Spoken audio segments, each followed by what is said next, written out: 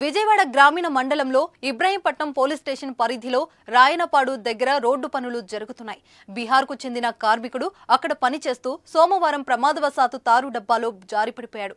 అతడు ఎంత ప్రయత్నించినా బయటికి రావడం వీలుపడలేదు. ఎవరు గమనించకపోవడంతో తారు డబ్బాలోనే ఉండిపోయాడు. అతడి శరీరాన్ని తారు గట్టిగా పట్టేసి బలవంతంగా లాగినా కూడా బయటకు రావడం సాధ్యపడలేదు. దీంతో తినడానికి తిండి నీరు లేక అలానే నరకం అనుభవించాడు. కన్నీళ్లు దిగమింగుకుంటూ సాయం కోసం వేచి చూశాడు. కాపాడండి అంటూ కేకలు పెట్టాడు.